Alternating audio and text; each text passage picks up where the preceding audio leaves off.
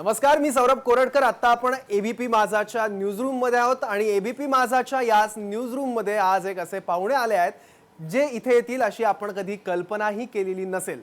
सिने क्षेत्रात ज्यांचं अत्यंत आदराने आणि प्रेमानं नाव घेतलं जातं अशी मोठी व्यक्ती आज आपल्या सोबत आहे। एक बिग वलय त्यांच्या नावाभोवती आहे। ही व्यक्ती आणि सेलिब्रिटी नेमकी कोण आहे ते आपण बघूयात।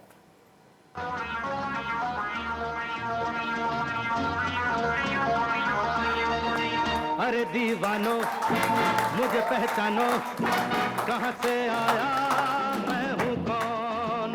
अरे दीवानो मुझे पहचानो, कहाँ से आया मैं हूँ कौन।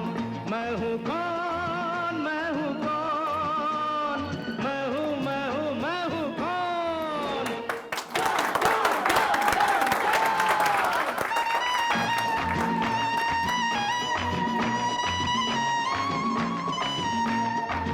मैं हूँ डॉन, मैं हूँ डॉन, मैं हूँ डॉन। तर आता आपल्या न्यूजरूम मध्ये जे आले आहेत त्यांचं नाव वेगळ्याने सांगण्याची अर्थातच गरज नाही आणि ओळख करून देण्याची सुद्धा गरज नहीं। आपल्या सोबत साक्षात अमिताभ बच्चन जी आहेत। बहुत बहुत स्वागत आपका एबीपी माझा के न्यूजरूम में।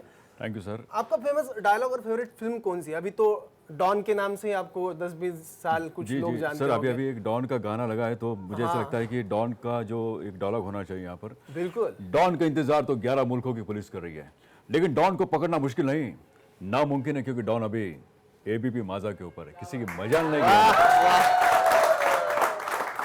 लेकिन डॉन फिल्म के ऐसे कौन से किस्से हैं जो आपको पसंद है, या फिर कोई शूटिंग के दौरान वगैरह ऐसा कुछ हुआ था जो अभी तक आपको याद है या आप नहीं भूल सकते? सर, जो एक डॉन फिल्म के अंदर एक गाना था, एक कई के पान बनारस वाला, तो उस वक्त क्या था कि एक मेकअप किया था और मुझे ऐसा लगा कि सामने एक हेयर कटिंग था। हाँ। तो मैं वहाँ पे देख रहा था कि भाई मैं कैसे दिख रहा हूँ, तो मैं चला गया, वो मेरे पास देख रहा था, क्या बात है यार। तो वो अद्भुत, वो परेशान हो गए कि क्या बात है, ये बच्चन साहब है या नहीं है। लेकिन आप बनारस का पान कभी खाया आपने? अरे सर, कई बार खाया मैंने, बहुत अच्छा लगता है मुझे। अच्छा जी। आपकी पसंदीदा फिल्म कौन सी है? हमको तो आपकी सभी फिल्में पसंद है जी। अब भी हम उनके डायलॉग वगैरह सुनते हैं, गाने सुनते हैं और उन यादों में खो जाते हैं।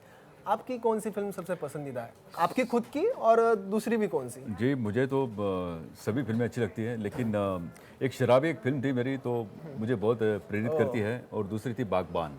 अच्छा। जी।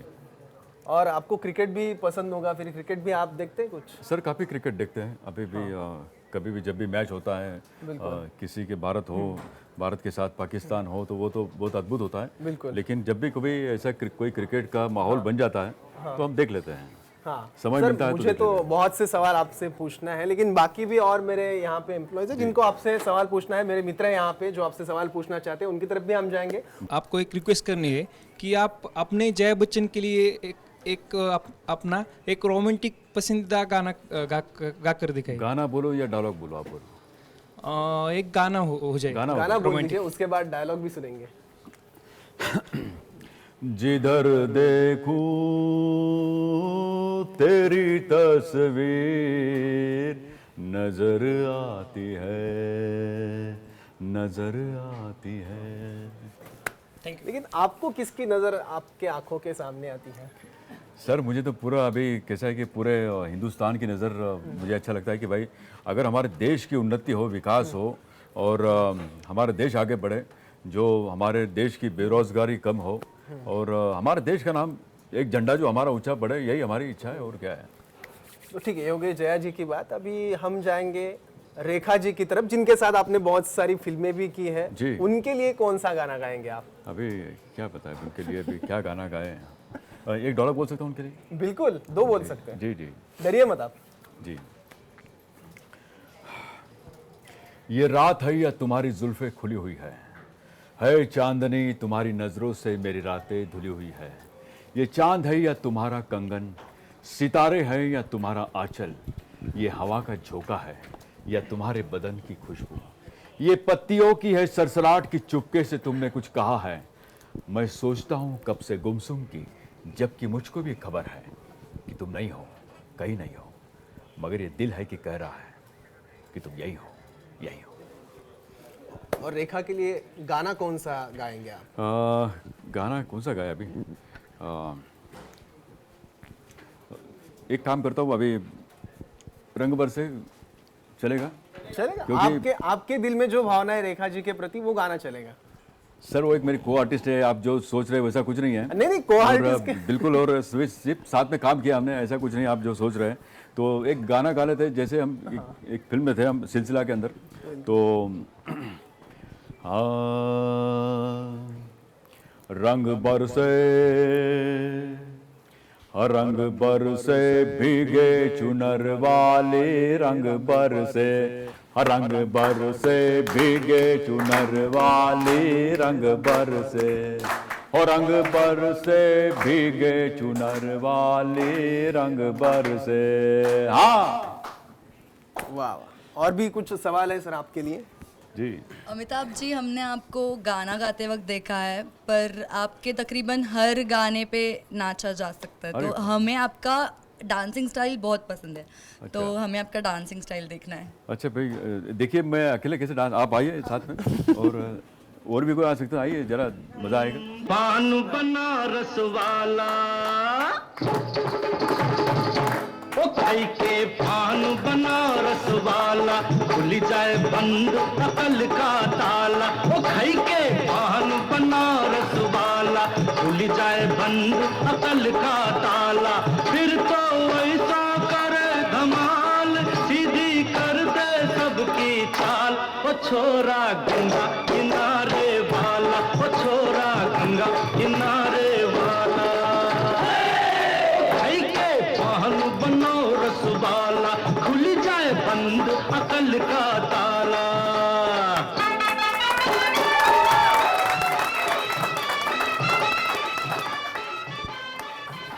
वाह, मजा आ गया सर जी आपका डांस देख के बहुत सालों के बाद। और भी सवाल है कुछ आपके लिए जो बहुत से आपसे पूछना चाहते हैं? छोरा का विषय आया, आपको छोरा बनाने के लिए बाबूजी की, हरिवंश राय बच्चन जी की बहुत सारे यादें आपके नज़दीक होगी। बाबूजी की बहुत सारी कविताएं की आपकी आवाज़ से हम सभी को और माझा के सभी दर्शकों को सुनना चाहिए। ऐसी कौन सी कविता है जो आपके दिल के नज़दीक है? मुझे ऐसा लगता है कि बाबूजी ने जितनी भी कविता लिखी है तो वो सब किसी को प्रेरित करने के हिसाब से लिखी थी। और मुझे ऐसा लगता है कि यहाँ पर कई सारे दर्शक हैं आपके टीवी के माध्यम से, चैनल के माध्यम से जो देख रहे हैं। मुझे ऐसा लगता है कि एक जो कविता है उनकी वो बहुत अच्छी है और मैं वही बोलना चाहूँगा। मदिरालय जाने को घर से चलता है पीने वाला, मदिरालय जाने को घर से चलता है पीने वाला, बड़ा असमंजस में है भोला भाला। अलग अलग पथ बतलाते सब, अलग अलग पथ बतलाते सब, पर मैं ये बतलाता हूँ कि राह पकड़ तू एक चला चल, राह पकड़ तू एक चला चल, पा जाएगा मधुशाला, पा जाएगा मधुशाला। क्या बात है, बहुत ही बढ़िया। ये बहुत बहुत बहुत नज़दीक। बाबूजी कभी ड्रिंक नहीं करते थे, लेकिन वो खास करके ये कविता उन्होंने जिस तरह से लिखी है तो ऐसा लगे कि कोई पीने वाला, हर रोज पीने वाला कवि लिखता होगा, जी, बिल्कुल, लेकिन कभी वो ड्रिंक नहीं करते नहीं, थे। कभी नहीं। बाबूजी ने कभी मदिरा पान नहीं किया। और उन्होंने जो लिखा तो कई सारे लोग अचंभित होते थे कि आप लिखते कैसे हैं, या अगर आप पीते नहीं तो कैसे लिखते हैं। और बाबूजी की और एक खासियत थी कि अग्निपथ नाम की जो कविता जी, जी, जी, उनकी, और बहुत सारे लोगों ने को सराहा उसको, वो भी आपके आवाज़ से हम सुनना चाहेंगे जरूर। जी सर जी।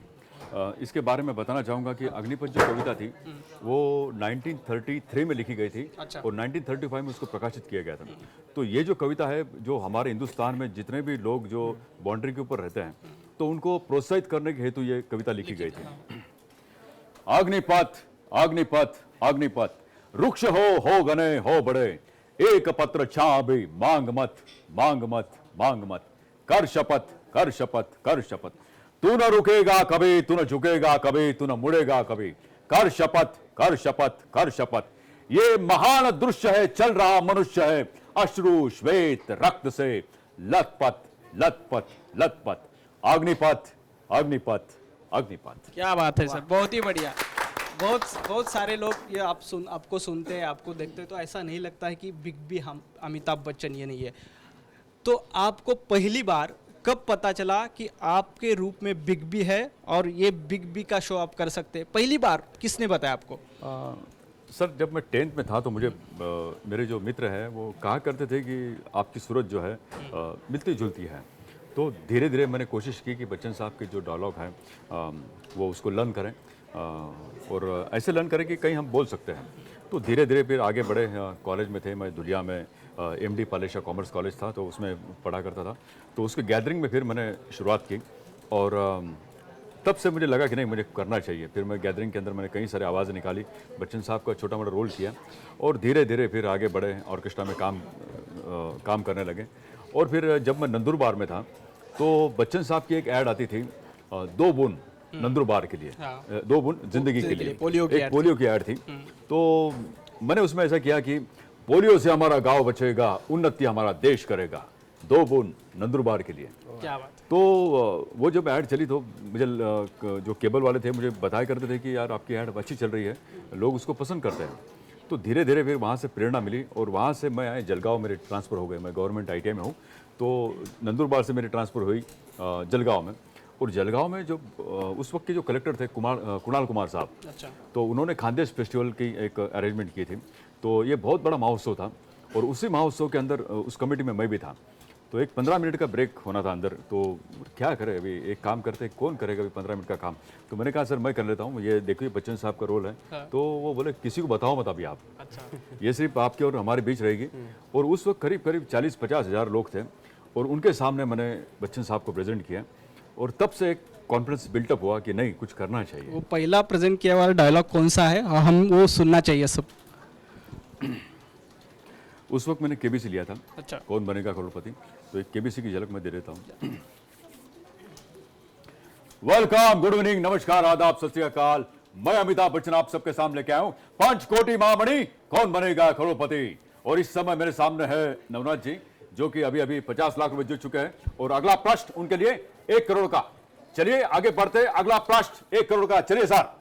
बोलिए सर। क्या बात है, बहुत ही बढ़िया।